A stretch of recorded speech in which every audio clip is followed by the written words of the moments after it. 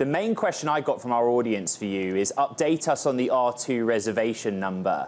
I think you haven't really given us one since that initial March reaction. So what's the latest with R2 and the reservation backlog?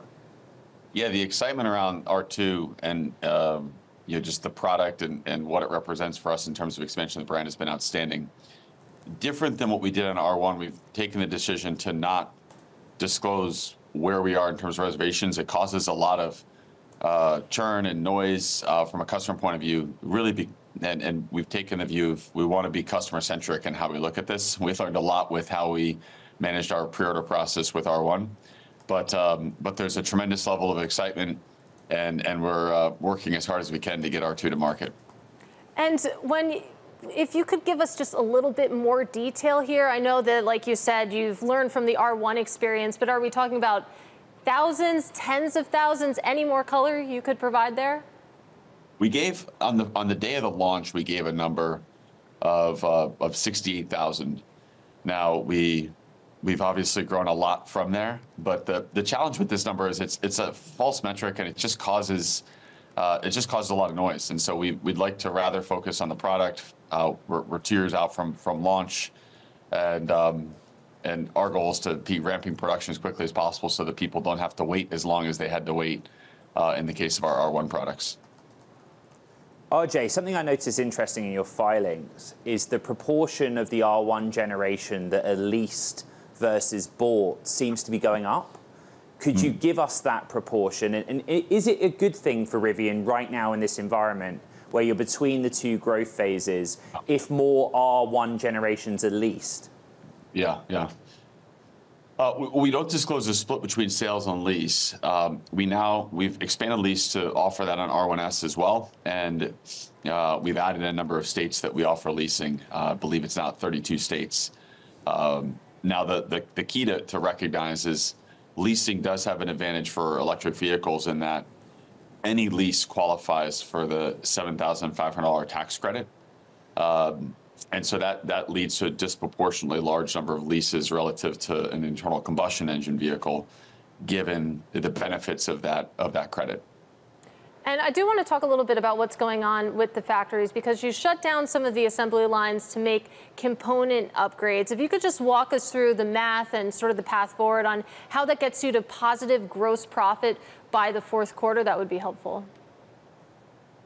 Yeah, we started production in late 2021, and this was the first time walking through the plant that there'd been no vehicles on the line. So at the start of April, the plant was really empty. We drained out everything that we were producing with the largely original supply chain and component design, made a large number of changes to the plant, and then also had a number of new suppliers come on board, replacing existing suppliers, new part designs, new component designs.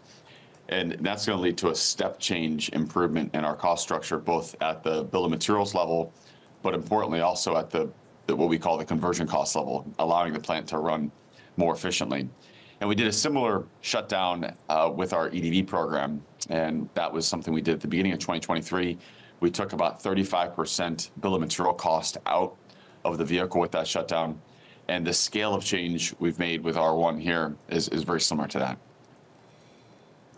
RJ, the criticism and the skepticism and the worry from some of the investor base and the R1 generation owners, future R2 generation owners, is that the gross profit plan is based on technology and cost efficiency, cost saving, not on scale. And so they don't understand the middle pathway, right? So you shut down the assembly lines, the component upgrades are in, and then gross profit, modest gross profit happens in 4Q. How can you be confident with that? Yeah, one of the big things that I think often isn't fully appreciated in the cost structure on a vehicle is how much of the cost structure links to supplier source components. So everything from seats to tires to brake systems that are coming from suppliers. And the vast majority of our bill of materials that have been in our vehicles are from suppliers with contracts we negotiated in 2018, 2019, and in some parts into 2020. And so the supplier leverage that we had and the negotiating leverage we had, as a company before we launched, before there'd been demonstrated customer demand, is vastly different than what we have today, where we have the best-selling SUV in California over $70,000, electric or gasoline, either way, just the best-selling SUV in the premium segment. We have the best-selling EV over $70,000. The brand's resonating, more than 5% market share overall in terms of EVs on a high ASP flagship product. So we've seen that really positive reaction to the product, and it's allowed us to renegotiate very significant reductions in our cost structure. And these are not things like that we hope will happen. These are contracts that are in place. And so with the implementation of all these parts, we're now going to start to see these contracts flow into the bill of materials, flow into our cost structure. And it's why you've heard from Claire and I continually state with confidence that we'll be gross margin positive in Q4.